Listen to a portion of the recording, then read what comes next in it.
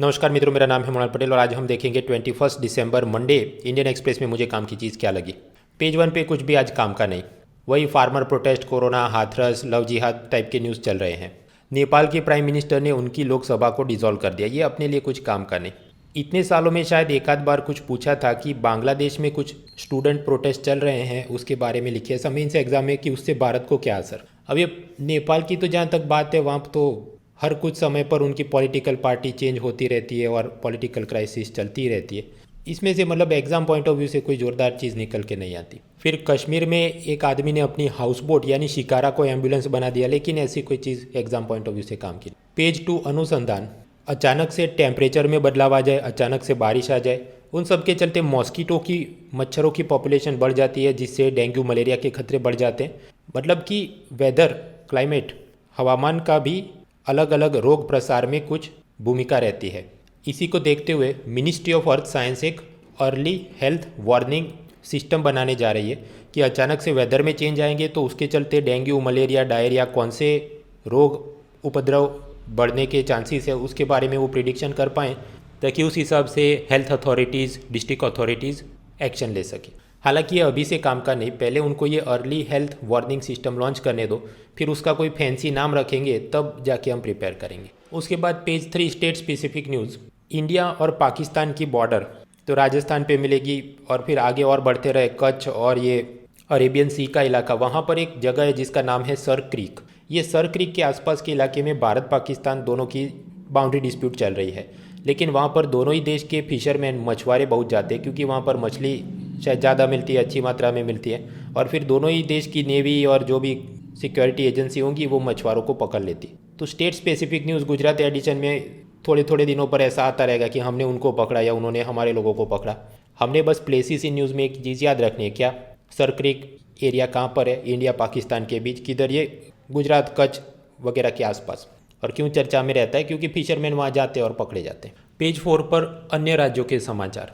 आप जानते हैं अपने संविधान में शेड्यूल्ड एरिया होते हैं, 5th शेड्यूल, 6th शेड्यूल। कुछ ऐसे राज्य जहाँ पर ट्राइबल पॉपुलेशन को प्रोटेक्ट करने के लिए गवर्नर को एक्स्ट्रा पावर दिए जाते हैं। अब ऐसे इलाकों में भी, ऐसे शेड्यूल्ड इलाकों में, अनुसूचित प्रदेशों में ग्राम सभा, पंचायत, ये सारी अपनी पंचायती राज व्यवस्था एक्सटेंड कर सके, इसलिए एक कानून बना था जिसका नाम था panchayat extension to scheduled areas act यानी पेसा एक्ट, जिसमें ग्राम सभा को एक्स्ट्रा पावर दिए जाएँ वगैरह वगैरह। तो झारखंड के अंदर बहुत सारे गाँव में उनके गांव वाले एक बड़ा सा शिला स्तंभ यानी स्टोन प्लेक लगा देते थे कि पेसा एक्ट के अंतर्गत हमको पूरी स्वायत्ता है और हम अपने ही सेल्फ गवर्निंग यूनिट है और यहाँ पर we are declaring independence from the state, अलग हैं हम, स्वतंत्र हैं और यहाँ पर कोई गवर्नमेंट ऑफिशियल ने एंट्री नहीं करनी वगैरह वगैरह। तो ये जो झारखंड में ऐसी एक आंदोलन चल रहा था उसको कहा गया पत्थलगड़ी मूवमेंट, जहाँ पर ऐसे बड़े पत्थर के शिलालेख बनाकर वो गवर्नमेंट ऑफिशियल्स को गाँव में एंटर होने नहीं देते थे। ऐसे सब गांव वालों को पुलिस ने पकड़ा, उनके खिलाफ इंडियन पीनल कोड, भारतीय दंड संहिता, उसका सेक्शन 124A जो कि सिडिशन यानी राजद्रोह के बारे में होता है, क्योंकि ये लोग बोले हम भारत देश से अलग हैं, हम स्वतंत्र हैं, तो राजद्रोह के केस में बहुत सारे लोगों को बुक किया था। लेकिन अब उनके चीफ मिनिस्टर हेमंत सोरेन ने ऐसे सारे केस को ड्रॉप कर दिया है। जम्मू कश्मीर जो कि अब एक यूनियन टेरिटरी विथ लेजिस्लेचर है, केंद्र शासित प्रदेश जहाँ पर विधानसभा होगी। अब वैसे तो पूरे भारत के लिए आयुष्मान भारत स्कीम है, जो आप जानते हैं गरीब लोगों को सालाना 5 लाख रुपए का हेल्थ इंश्योरेंस दिया जाता है, लेकिन वो जम्मू कश्मीर यूनियन टेरिटरी बना, कुछ इलाकों में लागू हो रहा था, नहीं हो रहा था। तो अल्टीमेटली प्राइम मिनिस्टर एक नई योजना लॉन्च करने जा रहे हैं जिसका नाम है सेहत scheme, social Endeavour for health and telemedicine, सेहत, जिसमें घूम फिर के बात तो यही है कि जम्मू कश्मीर यूनियन टेरिटरी के लोगों को 5 लाख रुपए का हेल्थ इंश्योरेंस दिया जाएगा। आपके घर में मतलब इरिस्पेक्टिव ऑफ फैमिली साइज़, 5 लोग हैं, 10 लोग हैं, सबको इरिस्पेक्टिव ऑफ एज, मतलब 5 साल का बच्चा है, 50 साल का बुजुर्ग है, सबको ये लाभ मिलेगा। तो ये है सेहत स्कीम, क्या जम्मू कश्मीर में free health insurance up to 5 lakh rupees. इसके अलावा पेज 4 पर जितने समाचार है वो सब कुछ काम के नहीं। 2017 में रेलवे की दुर्घटना हुई थी, शुरू में लग रहा था कि माओवादियों ने रेलवे ट्रैक को तोड़ दिया, लेकिन बाद में पता चला वो तो कुछ टेक्निकल फॉल्ट के चलते हुआ था वगैरह वगैरह, काम का नहीं। पेज 5, वहाँ पर भी ऐसे कुछ समाचार। अमित शाह कह रहे हैं कि एक बार कोविड वैक्सीन आने दो, उसके बाद वो सिटीजनशिप अमेंडमेंट एक्ट CAA लागू करेंगे वगैरह, लेकिन पॉलिटिकल समाचार काम के नहीं। पेज 6 पे चले कॉलम। सबसे पहले लेफ्ट साइड पर जो छोटे छोटे 2-2 पैराग्राफ के कॉलम होते हैं, एक तो है तृणमूल कांग्रेस में से नेता अपना पक्ष छोड़ के बीजेपी में जा रहे, उसकी कॉलम काम की नहीं। कर्नाटक में आईफोन फैक्ट्री में वर्कर्स की जो हड़ताल और प्रदर्शन हुआ, उसकी कॉलम बहुत काम की नहीं। बड़ी कॉलम में माधव गोडबोले, उन्हें पार्लियामेंट्री रिफॉर्म्स के बारे में लिखा है। उनका ये कहना है कि संविधान के आर्टिकल 79 के हिसाब से पार्लियामेंट का मतलब होता है Lok Sabha plus Rajya Sabha plus president of India. तो अगर पार्लियामेंट के नए बिल्डिंग का भूमि पूजन हो रहा है तो प्रेसिडेंट ने करना चाहिए प्रोटोकॉल के हिसाब से। प्रोटोकॉल मतलब शिष्टाचार की ये आदमी ये बड़ा है, उसके बाद 2 नंबर का ये आदमी है वगैरह। तो उस प्रोटोकॉल में प्रेसिडेंट सबसे बड़े, प्राइम मिनिस्टर और बाकी लोग तो बाद में आते हैं। तो फिर प्राइम मिनिस्टर ने खुद इसका जो भूमि पूजन किया वो प्रोटोकॉल यानी शिष्टाचार का भंग है। खैर ऐसी चीज़ें मतलब बहुत काम की नहीं एग्जाम में। हालांकि उन्होंने जो दूसरी बातें की हैं वो पार्लियामेंट और मेंस पेपर 2 में काम की चीज़ है, parliamentary governance and parliamentary reforms के बारे में। लक्ष्मीकांत की किताब में आपने पढ़ा होगा डीलिमिटेशन कमीशन। डीलिमिटेशन मतलब ये अपनी लोकसभा की कंस्टिट्यूएंसी इतने डिस्ट्रिक्ट में होगी, ये वाली कंस्टिट्यूएंसी SC ST के लिए रिजर्व है वगैरह, जो जो अलग अलग प्रावधान करने के लिए बनता है डीलिमिटेशन कमीशन। साल 2002 में ऐसा निर्णय लिया गया था कि 2026 के बाद ऐसा डीलिमिटेशन कमीशन बनाएंगे। और वो जैसे जैसे आबादी बदलती है, बढ़ती है, कॉम्पोजिशन चेंज होता है कि पहले इस एरिया में SC ST थे अब नहीं है वगैरह के हिसाब से चेंजेस होते रहते हैं। विशेषज्ञों का मानना है कि जब ये 2026 में डीलिमिटेशन कमीशन बनेगा तो वो लोकसभा जहाँ पर हाल मैक्सिमम सीट्स कितनी है 543, उसको बढ़ाकर वो 888 कर देगा। राज्यसभा जहाँ पर अभी मैक्सिमम कैपेसिटी है 245, वो सीट को बढ़ा के वो कर देगा 384। तो यानी आबादी बढ़ेगी, उसके सेंसस का वो संज्ञान लेते हुए लोकसभा राज्यसभा की सीट्स में बढ़ोतरी करेगा। कुल मिलाकर आप गिनो कि 828 लोकसभा के 384 राज्यसभा के, मतलब 1200 से ज़्यादा लोग भर्ती हो जाएंगे। शायद इसी के चलते पार्लियामेंट का जो नया भवन बन रहा है वहाँ पर लोकसभा की टोटल सीटिंग कैपेसिटी 1200 से भी ज़्यादा है। क्यों? ताकि अगर लोकसभा राज्यसभा का जॉइंट सेशन करना पड़े तो सभी को यहाँ पर बिठा सके। यानी कि कहीं ना कहीं सरकार के दिमाग में ये चल रहा है कि 2026 के बाद लोकसभा राज्यसभा की सीट्स को बढ़ाया जाए। इस कॉलम में चिंता जताई गई है कि अगर आबादी के हिसाब से चाहे 2021 का सेंसस हो या 2031 का सेंसस यूज़ करें, आबादी ऐसी है कि वो नॉर्दर्न गैंजेटिक प्लेन, गंगा के मैदानी प्रदेश वाले यूपी बिहार के वगैरह स्टेट्स में तो बहुत बढ़ जाएगी, लेकिन साउथ के स्टेट में तो धीरे धीरे कम हो रही है। तो जब नए सेंसस के हिसाब से और ज़्यादा कंस्टिट्यूएंसी बनाएंगे तो ऐसा पता चलेगा कि यूपी बिहार वगैरह में और ज़्यादा लोकसभा सीट्स बन गई और साउथ में शायद कम हो गई या उतनी ज़्यादा नहीं बढ़ पाई। तो फिर जो चुनाव होंगे उसमें नॉर्दर्न पार्टीज़ का ही बोलबाला रहेगा और साउथ की आवाज़ दब जाएगी पार्लियामेंट में। तो ये सब कोऑपरेटिव फेडरलिज्म के लिए, unity and integrity of India के लिए सही बात नहीं है। पार्लियामेंट्री गवर्नेंस में उन्होंने दूसरी बात की, पार्लियामेंट में आप जानते हैं बहुत ज़्यादा डिसरप्शन होते हैं, मेंबर शाउटिंग करते हैं, सदन को स्थगित करना पड़ता है, तो इसको और लड़ने की ज़रूरत है। और जब 1200 से ज़्यादा अगर मेंबर्स होंगे तो सोचो उन सबको डिसिप्लिन में रखना और ज़्यादा डिफ़िकल्ट हो जाएगा। पार्लियामेंट में बहुत सारी अलग अलग समितियाँ होती हैं, खासकर डिपार्टमेंटल स्टैंडिंग कमिटीज़, विभागीय स्थायी समितियाँ, डिफेंस की अलग हो, कम्युनिकेशन की अलग हो, इकोनॉमी की अलग हो, और उसके सामने अलग अलग गवर्नमेंट ऑफिसर्स ने हाज़िरी देनी पड़ती है। वो फेसबुक गूगल जैसी कंपनी के एग्जीक्यूटिव्स को बुलाकर पूछताछ कर सकता है वगैरह। लेकिन ऐसी जो भी पार्लियामेंट्री कमेटी की मीटिंग होती है वो बहुत ही छुप छुप के और बंद दरवाज़ों के पीछे होती है। जर्नलिस्ट को वहाँ पर मतलब एंट्री नहीं, टीवी वालों को एंट्री नहीं।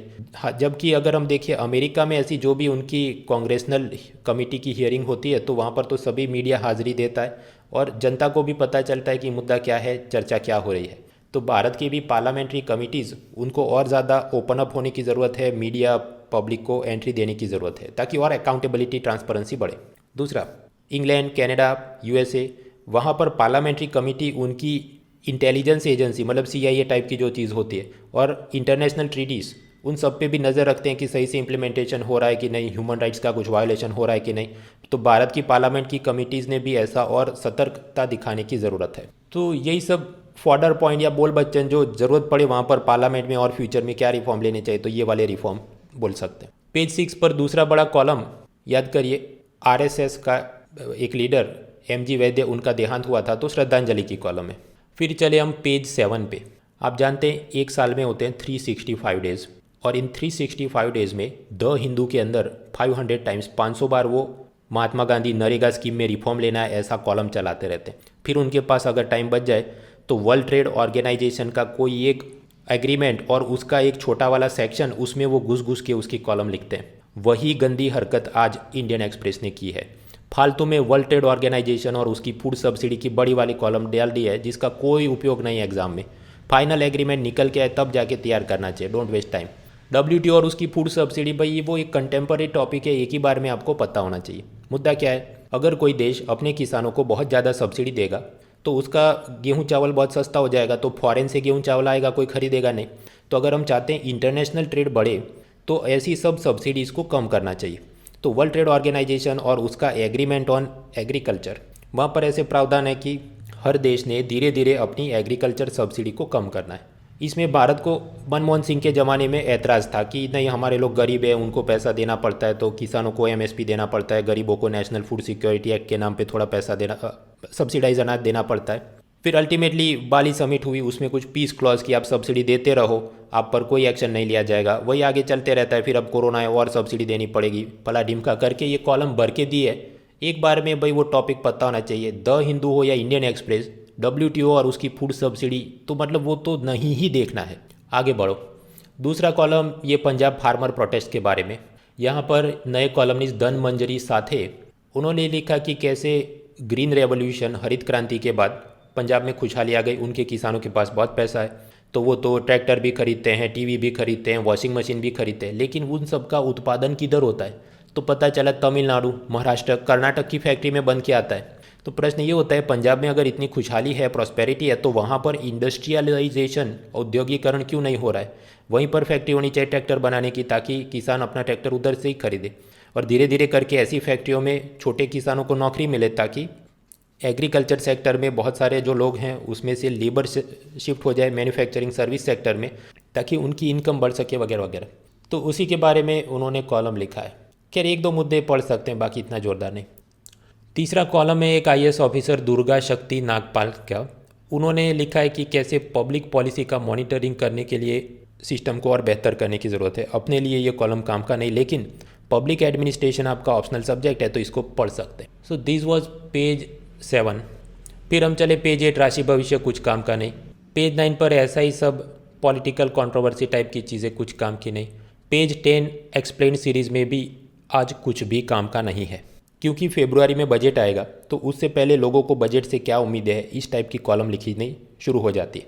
तो ऐसा ये नीलेश शाह, उन्होंने एक बड़ी सी कॉलम की, हमें बजट में क्या उम्मीदें हैं, और फिर ये वाले सोने पर इतना टैक्स लगना चाहिए, एस्टेट ड्यूटी वापस होनी चाहिए, टैक्स में ये रिफॉर्म चाहिए वगैरह वगैरह, कुछ भी काम का नहीं। इकोनॉमिक सर्वे में दिया उतना प्रिपेयर करना चाहिए।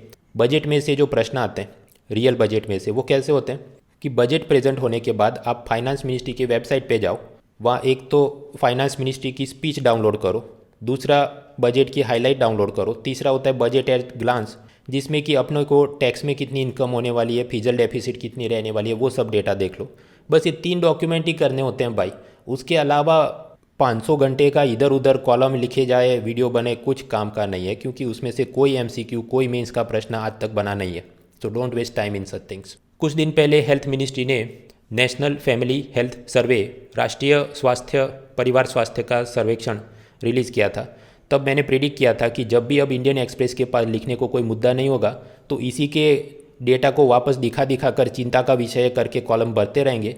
और वही छिछोरी हरकत आज भी उन्होंने पेज 10 पे करी है कि रीडिंग द NFHS डेटा, क्यों इसमें हमें चिंता का विषय है। तो भाई जब रिलीज़ हुई तब चिंता नहीं हो रही थी, अब 10 दिन बाद आपके पास जगह नहीं है कुछ और लिखने के लिए, तब आपको चिंता हो रही है। तो छोड़ो इसको, आगे बढ़ो। पेज 11 बड़ा सा interview Jharkhand chief minister Hemant Soren का, अपने लिए काम का नहीं। पेज 12 विश्व समाचार में भी कुछ काम का नहीं, वही सब जो बिडेन और अमेरिकन प्रेसिडेंट की इलेक्शन की बात, ब्रेक्जिट के बाद यूरोपियन यूनियन और इंग्लैंड के बीच ट्रेड डील का मसला, उसकी बॉल बाय बॉल कॉमेंट्री काम की नहीं। बहुत साल पहले एक अमेरिकी जर्नलिस्ट डैनियल पर्ल की अपहरण करके पाकिस्तान में हत्या हुई थी, तो उसका केस जारी था और उसमें किस आतंकवादी को छोड़ दिया, फिर बोलते हैं वो तो नहीं था वगैरह, वो भी कुछ काम का नहीं। नीरव मोदी का भाई भी अमेरिका में फाइनेंशियल फ्रॉड में उसका नाम आ गया है, कुछ काम का नहीं। 2015 में फ्रांस के एक चार्ली हेब्डो नाम के मैगज़ीन ने मोहम्मद पैगंबर का कार्टून पब्लिश किया और उसमें सब गंदे मजाक किए थे। उसके बाद कुछ आतंकवादियों ने उस मैगज़ीन पे अटैक किया, लोगों को मार दिया। तो ये चार्ली हेब्डो मैगजीन में जो अटैक हुआ उसके बाद धीरे धीरे फ्रेंच सोसाइटी का पोलराइजेशन यानी ध्रुवीकरण हो रहा है कि उनके ये जो भी गोरे लोग और ईसाई लोग एक तरफ और मुस्लिम वो मतलब ये सब आतंकवादी वगैरह टाइप का उनका एक रेडिकल माहौल बन रहा है। उसमें एक नया मूवमेंट शुरू हुआ है जेसुइस चार्ली, यानी जैसे वो टोपी लगाते हैं मैं भी हूँ अन्ना, इधर ऐसा कार्ड लगाते हैं जेसुइस चार्ली मतलब मैं भी हूँ चार्ली, मतलब मैं भी ऐसा मैगजीन लिखने वाला मुझे मारो वगैरह। तो ऐसे ही मतलब पोलराइज्ड मूवमेंट चल रही है, वो सबकी चिंता व्यक्त। लेकिन फ्रांस सेक्युलरिज्म वो 2 बार मेंस में पहले भी यूपीएससी ने पूछ लिया, तो वो सब मुद्दा खत्म हो, इसमें बहुत दिमाग लगाने का फ़ायदा नहीं। Page 13 economy. Ministry of electronics and information technology artificial intelligence का उपयोग करके सरकारी योजनाओं को और बेहतर करेगी, ऐसी बात। लेकिन भाई असल में करने दो, इस प्रोजेक्ट का कोई नाम आने दो तो फिर हमने तैयार करना है, अभी से नहीं। बैंकिंग सेक्टर में नया रिफॉर्म पॉजिटिव पे सिस्टम। मुद्दा ये है, मान लीजिए आप 50,000 या ऊपर का कोई चेक लिखते हैं तो आप अमाउंट लिखेंगे, बेनिफिशियरी का नाम लिखेंगे, सिग्नेचर करेंगे, तारीख लिखेंगे। पॉजिटिव पे सिस्टम में ऐसा है कि ऐसा आपने चेक लिखा, उसके बाद उसका आपने एक फ़ोटो क्लिक करना है और अपनी बैंक को भेजना है, और फिर आप ये वाला चेक जो भी बेनिफिशियरी है उसको दे दें। वो बेनिफिशियरी फिर अपने बैंक में उसको जमा करेगा। फिर एनपीसीआई संस्था की एक चेक ट्रंकेशन सिस्टम है जो उस चेक का स्कैन्ड इमेज बना के आपकी बैंक को भेजेगा और फिर पैसा रिलीज़ होता है। लेकिन क्योंकि आपकी बैंक के पास भी एक फ़ोटो क्लिक हुआ, आपने भेजा है कि मैंने ये 50,000 का भेजा था, तो समझिए कि अगर बेनिफिशियरी ने कोई छेड़खानी की और चेक में अमाउंट बदल दी कि 50,000 का 5 लाख कर दिया, तो दोनों इमेज मैच नहीं होगी, जो उसके बैंक द्वारा भेजा गया इमेज और जो आपने फ़ोटो भेजा है वो। तो ऐसा जो फाइनेंशियल फ्रॉड होगा वो रुक जाएगा क्योंकि इमेज मैच नहीं होगी। तो ये जो व्यवस्था है उसको कहा गया पॉजिटिव पे सिस्टम। वैसे तो आरबीआई ने बहुत महीने पहले ही नोटिफाई किया था कि 1 जनवरी 2021 से लागू होने वाला है, लेकिन क्योंकि अब लागू होने वाला है तो इसकी भी वापस एक्सप्लेन सीरीज शुरू होगी, तो वो लिखा है। लेकिन हमने मुद्दा समझ लिया, अभी 25 बार और भी ये याद करके एक्सप्लेन सीरीज लिखे तो हमने तैयार नहीं करनी है। बैंकिंग के बाद फाइनेंस और कॉरपोरेट सेक्टर की बात करें। एक सत्यम कांड हुआ था जहाँ पर उनका कंप्यूटर कंपनी का मालिक रामालिंगा राजू, वो अपनी अकाउंट बुक में बड़ा चढ़ा के कि हमारा इतना मुनाफा है करके सब शेयर होल्डर को और अट्रैक्ट करता था, उसकी कंपनी के शेयर खरीदे वगैरह, स्कैम हुआ था। फिर ये IL&FS क्राइसिस। IL&FS एक नॉन बैंकिंग फाइनेंशियल कंपनी थी जो इधर उधर से म्यूचुअल फंड वगैरह का पैसा जमा करके बड़े बड़े हाईवे और इंफ्रास्ट्रक्चर प्रोजेक्ट में लोन में देते थे, लेकिन वहाँ पर भी स्कैम हुए थे। तो ऐसे फाइनेंशियल स्कैम्स को रोकने के लिए और सरकार को और इन्वेस्टर्स को सही पता चले कि इस पर्टिकुलर कंपनी की परिस्थिति क्या है, कहाँ से पैसा आता है, कहाँ पैसा जा रहा है, तो ऑडिटेड रिपोर्ट, बैलेंस शीट वो सब सही से दिखना चाहिए। अब इसके लिए एक तो मिनिस्ट्री ऑफ कॉर्पोरेट अफेयर्स ने नोटिफाई किया था Ind AS accounting system, Indian accounting system, उस हिसाब से बैलेंस शीट प्रिपेयर करनी थी। दूसरा उन्होंने नियम बनाया था कंपनीज ऑडिटर रिपोर्ट ऑर्डर, यानी कारो ऑर्डर 2020। कारो ऑर्डर में ये है कि कंपनी के जो चार्टर्ड अकाउंटेंट ऑडिटर हैं उन्होंने ऐसे ऐसे करके रिपोर्ट बनाना है और ये तारीख को कॉर्पोरेट अफेयर्स मिनिस्ट्री में जमा करना है ताकि इन्वेस्टर और सरकार सबको पता चले। तो हमने सिर्फ एक लाइन में ही तैयार करना होता है वर्ड एसोसिएशन। जैसे हम कहें बासेल नॉर्म्स क्या है, आरबीआई द्वारा उसको नोटिफाई किया जाता है ताकि ये बैंकों की स्टेबिलिटी, फाइनेंशियल स्टेबिलिटी और बढ़े, और बासेल का हेडक्वार्टर वो स्विट्ज़रलैंड में बना है। उसी प्रकार कारो ऑर्डर क्या है, तो वो कॉर्पोरेट अफेयर्स मिनिस्ट्री का ऑर्डर है कि कंपनी की ये सब फाइनेंशियल डिस्क्लोजर और बेहतर हो। अब ऐसा नहीं कि इसका हेडक्वार्टर इजिप्ट के कैरो में पड़ा है, ये तो भारत में ही और भारत वालों ने बनाया। Energy infrastructure. वेस्ट बंगाल के 24 परगना डिस्ट्रिक्ट में ONGC का एक नया एक्सप्लोरेशन प्रोजेक्ट शुरू हुआ, अशोकी नगर 1। वहाँ से जो भी ऑयल गैस निकालेंगे वो इंडियन ऑयल कॉरपोरेशन की हल्दिया रिफाइनरी में भेजा जाएगा। तो ज्योग्राफी प्लेसेस इन न्यूज़ में हाँ काम की चीज़। इसके अलावा जितने भी समाचार हैं इकोनॉमी के कुछ काम के नहीं। EPFO में इतने ज़्यादा नए सब्सक्रिप्शन आए, और वही एप्पल के फैक्ट्री की क्राइसिस, IL&FS में नए कोई डायरेक्टर की नियुक्ति, ये सब हमारे लिए कुछ काम का नहीं। पेज 14 पे चलें, स्पोर्ट्स के समाचार में आज कुछ भी काम का नहीं। तो ये था सोमवार का न्यूज़पेपर।